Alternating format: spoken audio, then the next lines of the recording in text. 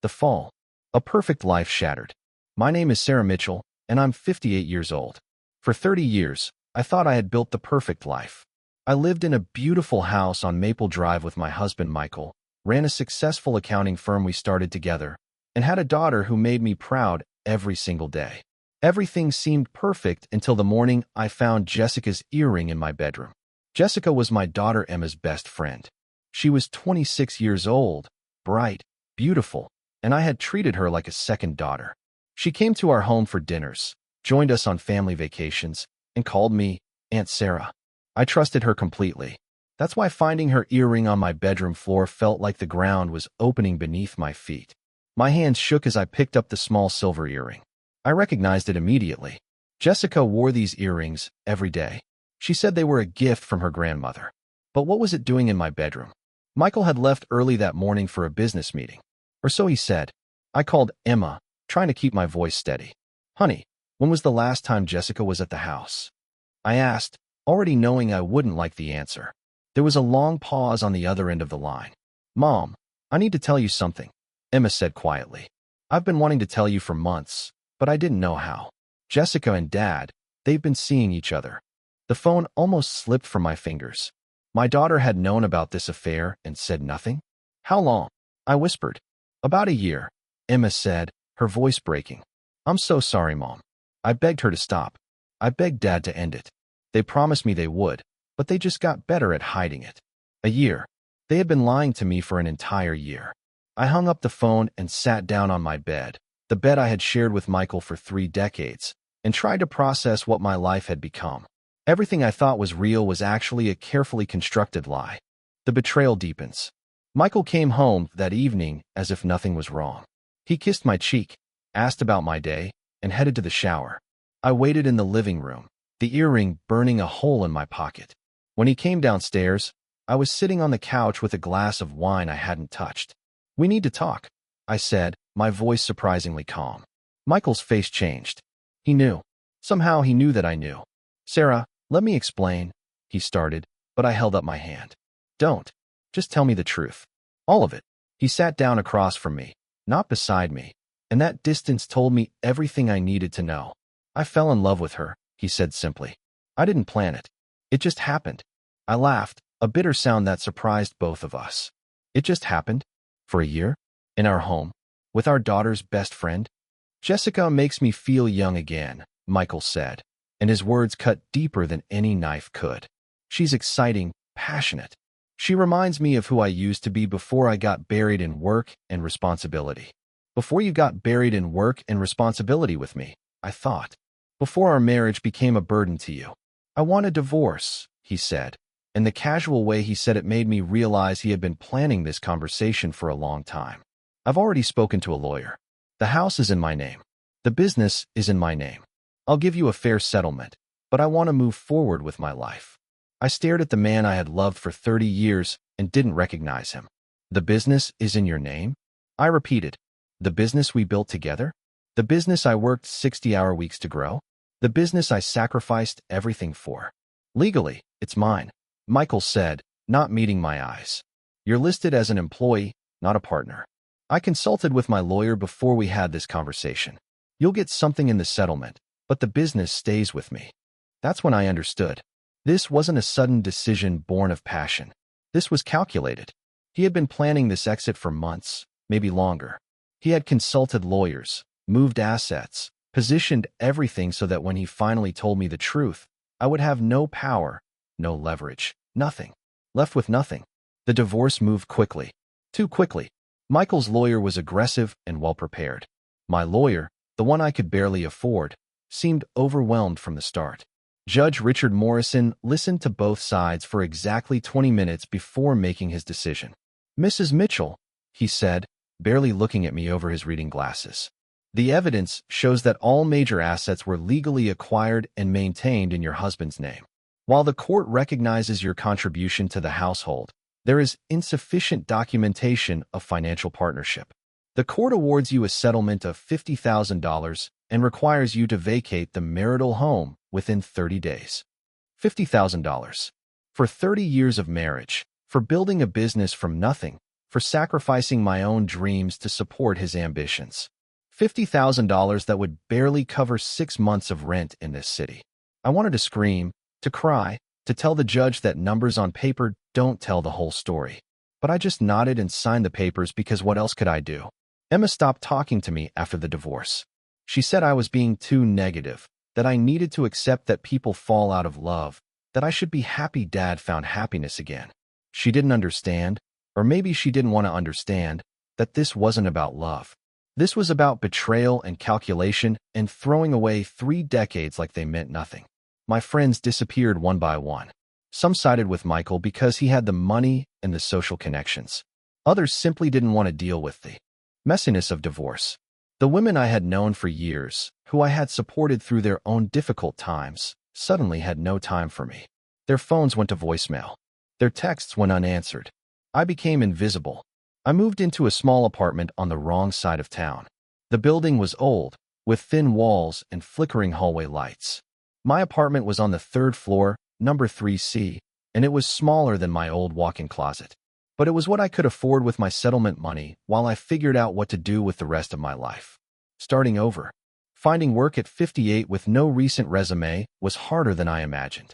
I had run a successful accounting firm, but all my experience was under Michael's business name. I had no way to prove my contributions. Companies wanted young people with current software skills. They wanted energy and innovation, not a middle-aged woman with years of experience that didn't appear on paper. After 3 months of rejection, I took a job at Rosie's Diner on 5th Street. They needed a waitress for the night shift, and they didn't care about my age or my resume. They just needed someone willing to work late hours for minimum wage plus tips. I accepted because I needed to pay rent and eat. The work was harder than anything I had done in years. My feet ached after standing for 8-hour shifts. My back hurt from carrying heavy trays. The customers were often rude, the kitchen staff impatient, and the tips barely covered my bus fare. But I showed up every night at 6 p.m. and worked until 2 a.m. because I had no other choice. Michael and Jessica were living their best life. I knew because Emma posted photos on social media that friends would send me out of pity or cruelty. I was never sure which. There they were at expensive restaurants, on beach vacations, at parties with people I used to call friends. Jessica was wearing my jewelry, sleeping in my bed, living my life. And Michael looked happy. That was the worst part. He looked genuinely happy. I would lie awake in my tiny apartment, listening to my neighbors argue through the thin walls, and wonder how my life had gotten so small. From a beautiful home to a studio apartment. From running a business to serving coffee. From a wife and mother to a woman alone. The fall had been so quick, so complete, that sometimes I couldn't believe it was real. The rainy night. November brought cold rain that seemed to never stop. The weather matched my mood perfectly as I trudged through another night shift at Rosie's. It was a Tuesday, slow enough that Rosie let me leave at midnight instead of 2 a.m. I was grateful because my feet were killing me and I just wanted to sleep. The rain was coming down hard as I left the diner. I didn't have an umbrella because I had sold it at a pawn shop 2 weeks earlier when the electricity bill came due. I pulled my thin jacket tighter and started the 15-minute walk to my apartment building. The streets were nearly empty at this hour, just the occasional car splashing through puddles. I was cutting through the alley behind 3rd Street when I heard it. A soft moan, barely audible over the rain. I stopped, listening, wondering if I had imagined it. There it was again. Someone was hurt. My first instinct was to keep walking. This neighborhood wasn't safe at night, and getting involved could be dangerous. But the sound came again, weaker this time, and I couldn't ignore it. I pulled out my phone and turned on the flashlight, moving deeper into the alley. That's when I saw him. An elderly Asian man was lying on the ground near the dumpsters, his head bleeding, his clothes soaked through. He looked to be in his 70s, maybe older, and he was barely conscious. "Sir, can you hear me?" I knelt beside him, not caring about the dirty water soaking through my pants. His eyes fluttered open, unfocused and confused. "Help," he whispered. "Please help me." I immediately called 911, explaining the situation to the dispatcher while trying to keep the man awake. He had been beaten and robbed, that much was clear. His pockets were turned out, his watch was gone, and there was a nasty gash on his forehead that was bleeding heavily. "The ambulance is coming," I told him, pressing my jacket against his head wound to stop the bleeding. Just stay with me. What's your name? Robert, he managed to say. Robert Chun. The name meant nothing to me, but something about his voice, even weak and pained, suggested he was used to being heard, used to being important. Well, Robert Chun, you're going to be okay. I'm Sarah, and I'm not going anywhere until help arrives. I sat with him in that dirty alley, in the pouring rain, keeping pressure on his wound and talking to him to keep him conscious. I told him about my day, about the difficult customers at the diner, about anything I could think of to keep him engaged. His hand found mine and gripped it weakly, and we sat like that until the ambulance arrived. An act of kindness. The paramedics took over quickly, but as they were loading Robert onto the stretcher, he grabbed my hand again. Stay, he said urgently. Please stay with me. I'll meet you at the hospital. I promised, even though it was late and I was exhausted and I really should just go home. But I didn't go home. I followed the ambulance to Memorial Hospital and waited in the emergency room while they treated Robert's injuries. A nurse came out after an hour to tell me he would be okay. Mild concussion, several stitches, but nothing life-threatening. They were keeping him overnight for observation. Are you family? The nurse asked, and I shook my head. Just someone who found him. I wanted to make sure he was okay. The nurse smiled, a genuine smile that warmed something cold inside me. That's very kind of you. Most people wouldn't have stopped. Would you like to see him before why? Robert was in a hospital bed, looking small and vulnerable in a hospital gown. But his eyes were alert now, focused. Sarah, he said when he saw me. You stayed. I said I would. I replied, pulling up a chair beside his bed. How are you feeling? Grateful, he said simply. You saved my life tonight. If you hadn't found me, hadn't called for help. He didn't finish the sentence. Anyone would have done the same thing, I said, though we both knew that wasn't true. How many people had walked past him before I came along? I doubt that, Robert said, studying my face with an intensity that made me uncomfortable. You're different. I can see it in your eyes. You understand what it means to struggle, to be forgotten. I looked away, surprised by how accurately he had read me. I should go? It's late, and you need rest. Wait, Robert said as I stood to leave. Please, give me your phone number. I'd like to thank you properly once I'm out of here. Buy you dinner at least. I hesitated. The old Sarah would have politely declined. But I wasn't the old Sarah anymore. I was someone different now, someone who helped strangers in alleys and didn't have anywhere important to be. I wrote my number on a piece of paper and left it on his bedside table. Get well, Robert Chun, I said, and be more careful walking alone at night. He smiled, a mysterious smile that suggested he knew something I didn't. I have a feeling, Sarah Mitchell, that meeting you tonight was the luckiest thing that's happened to me in a very long time. I walked out of the hospital into the early morning light, my wet clothes clinging to me, my feet aching more than ever. I had no idea that helping Robert Chin would change my life. I was just a waitress who couldn't walk past someone in need. But sometimes, that's all it takes. One moment of kindness in a dark alley. One decision to stop when everyone else keeps walking. One stranger helping another stranger without expecting anything in return.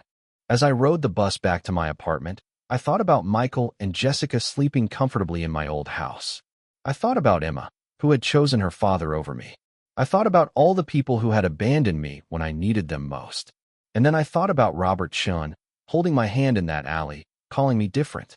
Maybe being different wasn't such a bad thing after all. Part 2. The Revelation. The Mysterious Visitor. For days passed after that rainy night in the alley. I went back to my routine at Rosie's Diner, serving coffee and taking orders, trying not to think too much about Robert Chun or what had happened. I checked my phone more than usual, wondering if he would call. But as the days passed, I convinced myself that maybe he had forgotten, or maybe he had just been polite when he asked for my number. It was Saturday morning, my day off, when there was a knock at my apartment door. I wasn't expecting anyone. Nobody visited me anymore.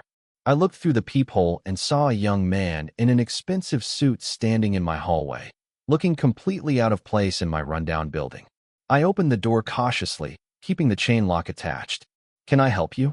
The man was Asian, probably in his mid-30s, with kind eyes and a professional manner that reminded me of the business people I used to work with.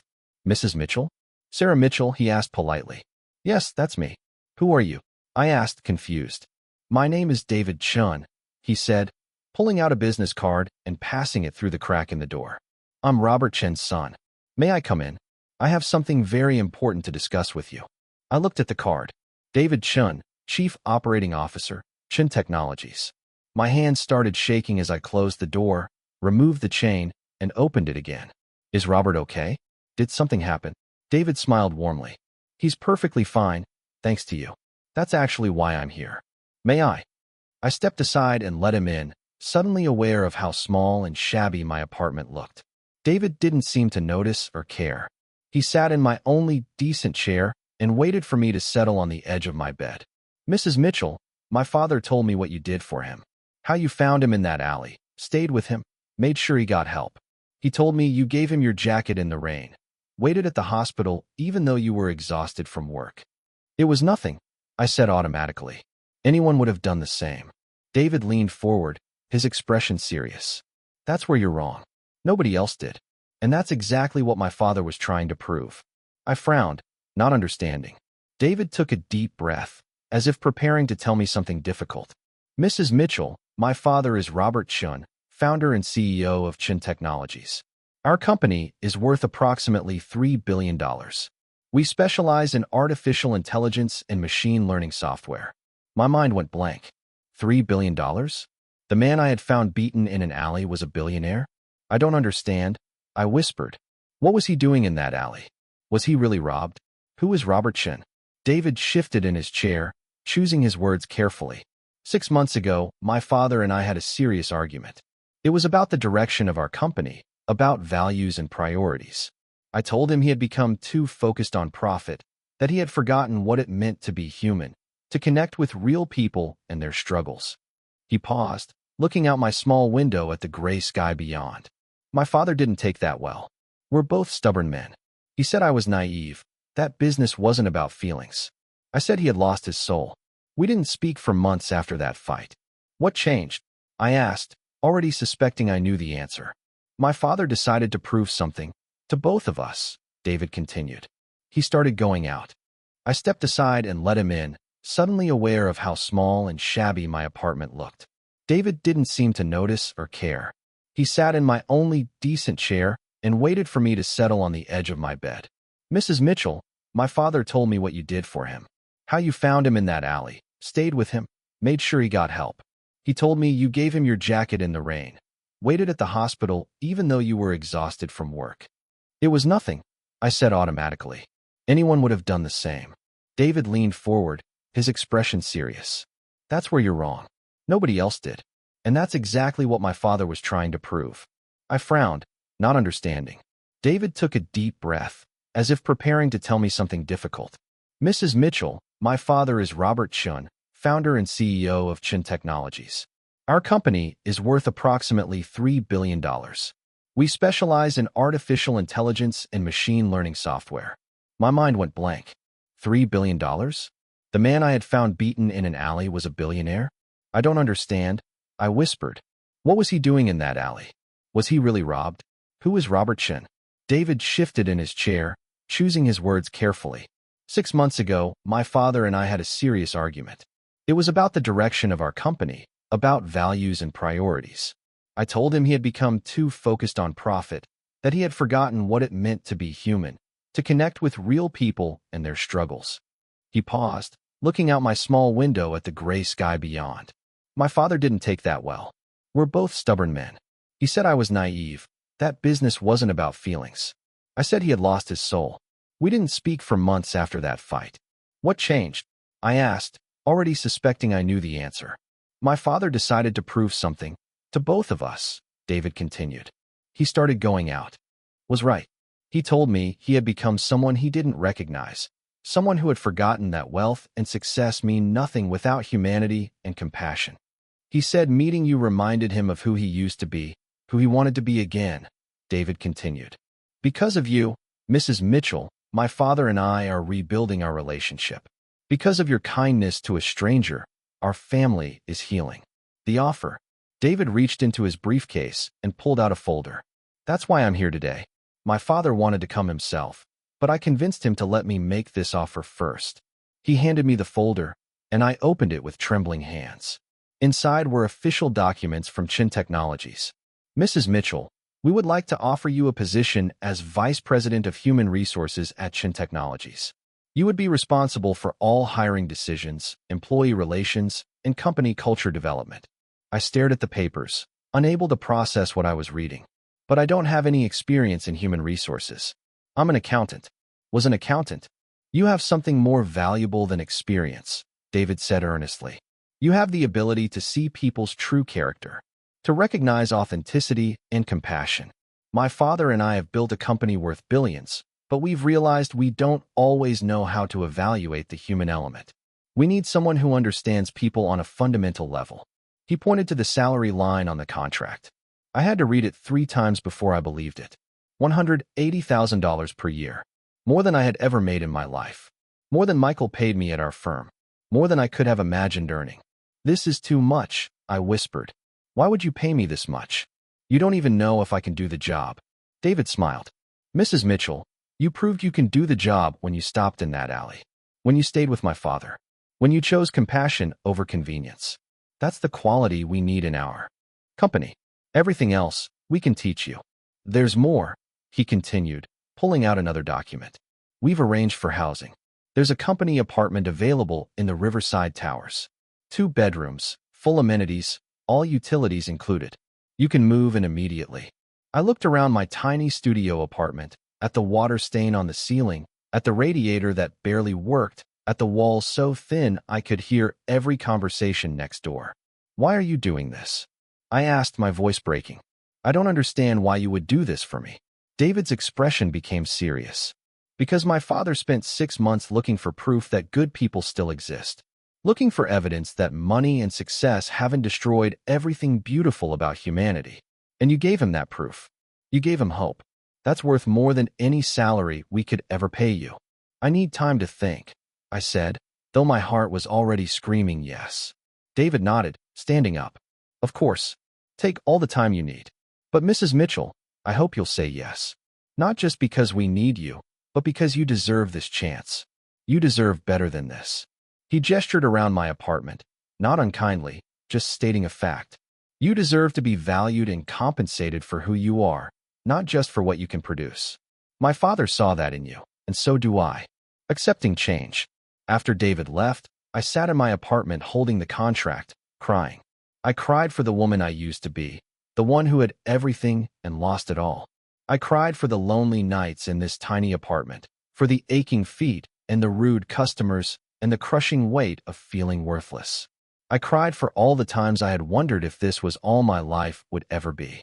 But I also cried because someone had seen me, really seen me, not as a discarded wife or a failed businesswoman or a struggling waitress. Robert Chin had seen me as a person with value, with character, with something important to offer the world. And his son was giving me a chance to prove it. I called David's number the next morning. I accept, I said simply. When do I start? I could hear the smile in his voice. Monday morning. We'll have everything ready for you. The next week was a whirlwind.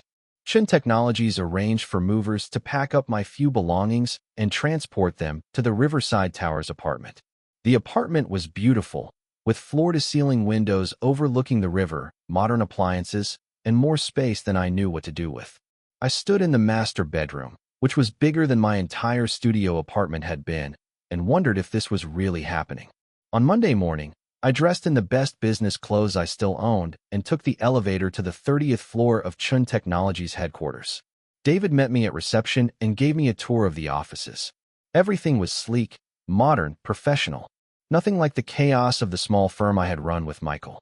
This is your office, David said, opening a door to reveal a spacious room with a desk, bookshelves, and a view of the city.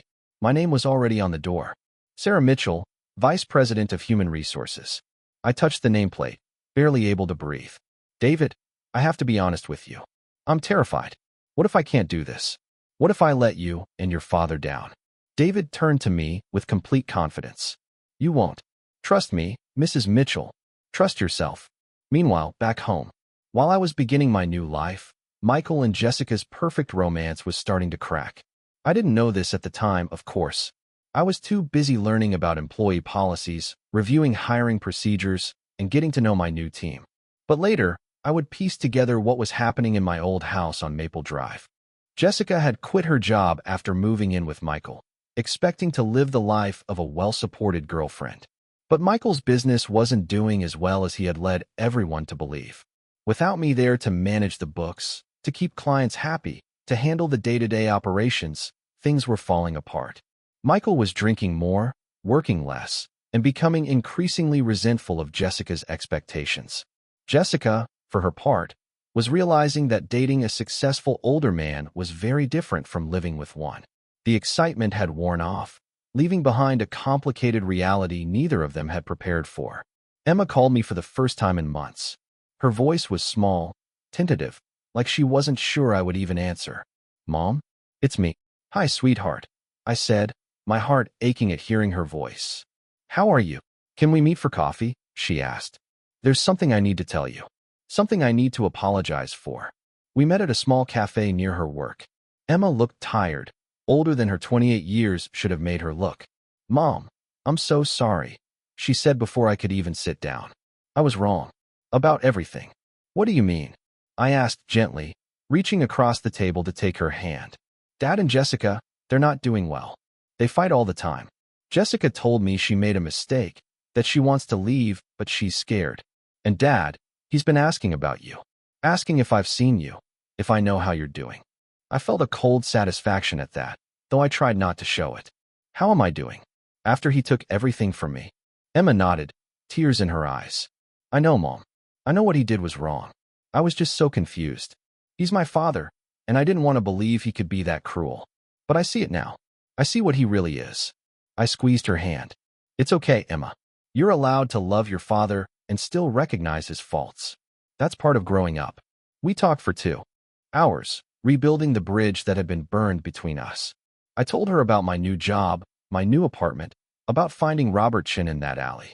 She listened with wonder, with pride, with something I hadn't seen in her eyes in a long time. "Respect. You did this on your own, Mom," she said as we were leaving. "You rebuilt your life without any help from Dad, without any of your old friends. I'm so proud of you." The first victory. 3 months into my new position at Chin Technologies, I organized my first major company initiative, a program to improve workplace culture, to make sure every employee felt valued and heard. I interviewed dozens of employees, from executives to janitors, asking them about their experiences, their challenges, their dreams for the company. Robert Chun, who I now met with weekly for lunch, was impressed. "You're doing exactly what I hoped you would do," he told me over dim sum at his favorite restaurant. "You're bringing humanity back into our company, reminding us that profit means nothing if we lose sight of people."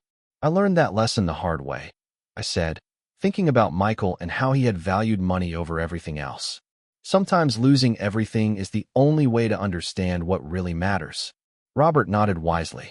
"That's why you're perfect for this role, Sarah. You understand both sides. You've had success and you've had failure.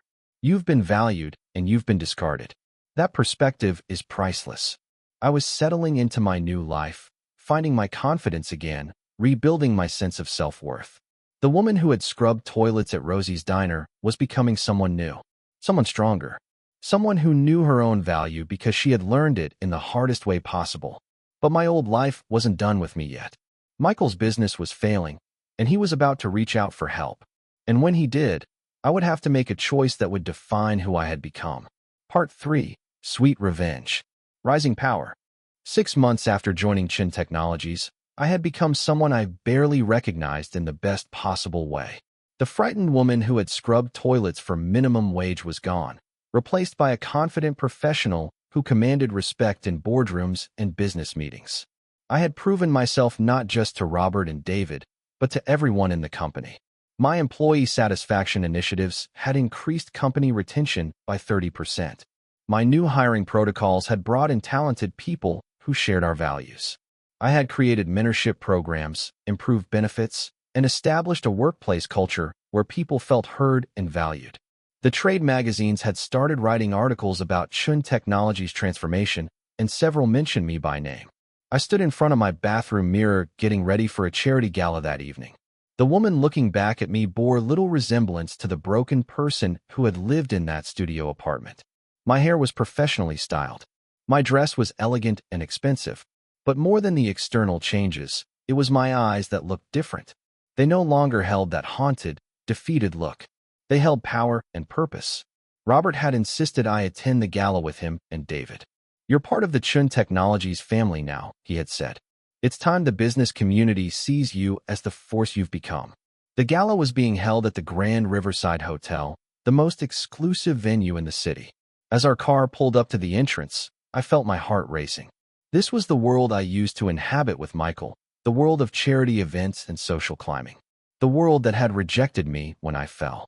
Walking into that ballroom on Robert's arm felt like coming home and entering enemy territory at the same time. Eyes turned to look at us. I heard whispers, saw recognition dawn on faces that had once looked through me as if I didn't exist. "Is that Sarah Mitchell? I thought she was working at some diner. What's she doing here with Robert Chun?"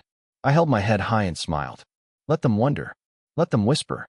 Their opinions no longer had the power to hurt me. The encounter. I was standing near the bar, talking to a group of tech executives about our new employee wellness program, when I saw him. Michael. He was across the room, looking older and more tired than I remembered. His suit was nice, but not quite as nice as it used to be. And beside him was Jessica, looking beautiful but uncomfortable, her smile not quite reaching her eyes. Our eyes met across the crowded ballroom. I saw shock flash across his face, followed by something that looked like shame. Or maybe I was imagining that part. Jessica noticed me too, and her face went pale. I turned back to my conversation, refusing to give them the satisfaction of seeing me rattled. But Michael had other ideas. 10 minutes later, he approached our group with Jessica reluctantly following behind him. "Sarah," he said, his voice uncertain. "I didn't know you would be here." "Michael," I replied coolly, taking a sip of my champagne. "Jessica." The executives I had been talking to looked between us, sensing the tension. Robert appeared at my elbow, protective and alert. "Is everything all right, Sarah?" he asked pointedly. "Everything's fine," I said, introducing them. "Robert Chun, David Chun. This is my ex-husband Michael and his girlfriend Jessica." I watched Michael's face as he realized who I was with. Robert Chun, the billionaire whose company was featured in every business publication. David Chun, the rising star of the tech industry. And me, standing between them as an equal, not as anyone's accessory. "You work for Chun Technologies?" Michael asked, trying to keep his voice casual but failing. "Vice President of Human Resources," David said proudly, putting his arm around my shoulders. "Sarah has revolutionized our entire company culture. She's the best hire we've ever made." Jessica looked like she might cry. Michael looked like he had been punched in the stomach. "That's wonderful, Sarah," he managed to say. "You always were talented. I'm glad you found your feet after the divorce." The audacity of that statement almost made me laugh. Found my feet after he had kicked them out from under me. After he had taken everything and left me with nothing. "Yes, it's amazing what you can accomplish when you're not being held back," I said sweetly. "If you'll excuse us, we have some important investors to meet." I walked away without looking back, my head held high, my hand resting on Robert's arm. Behind me, I heard Jessica whisper urgently to Michael, but I didn't care what they were saying. For the first time since the divorce, I felt truly free from them. The tables turned. 3 weeks after the gala, my assistant knocked on my office door. "Mrs. Mitchell, there's a Michael Harris here to see you. He doesn't have an appointment, but he says it's urgent." Michael Harris. My ex-husband. I hadn't taken his name back after the divorce because I couldn't afford the paperwork. What could he possibly want? "Send him in," I said, straightening papers on my desk to give myself a moment to prepare. Michael walked into my office looking like a man carrying the weight of the world. The confidence he had displayed at the gala was gone, replaced by desperation. He looked around my spacious office, taking in the view, the expensive furniture, the framed awards on my wall. "Nice office," he said weakly, standing awkwardly in front of my desk. "Have a seat, Michael," I said professionally. "What can I do for you?" He sat down, his hands clasped between his knees like a supplicant. "Sarah, I need your help. The business is failing. I've lost major clients. Revenue is down 60%, and I'm at risk of bankruptcy." I raised an eyebrow. "I'm sorry to hear that, but I'm not sure why you're telling me this."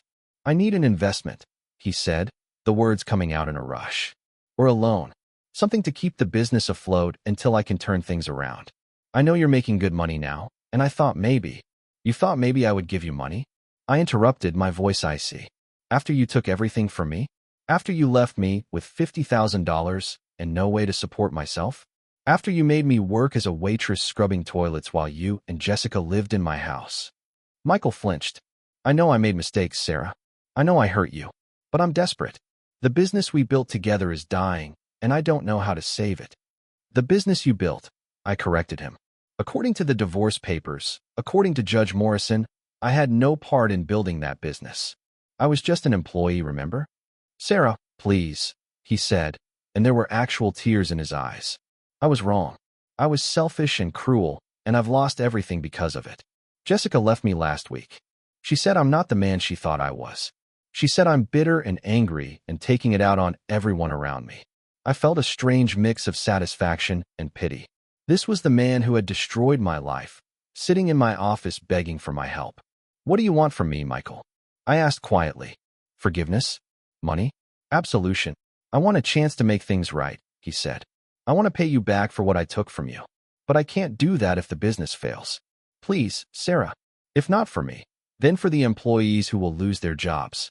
For the legacy we built together. I leaned back in my chair, studying the broken man in front of me. A year ago, I would have given anything to see him like this. I had fantasized about his downfall, about him realizing what he had lost. But now, sitting in my position of power, I felt nothing but emptiness. I'll think about it, I said.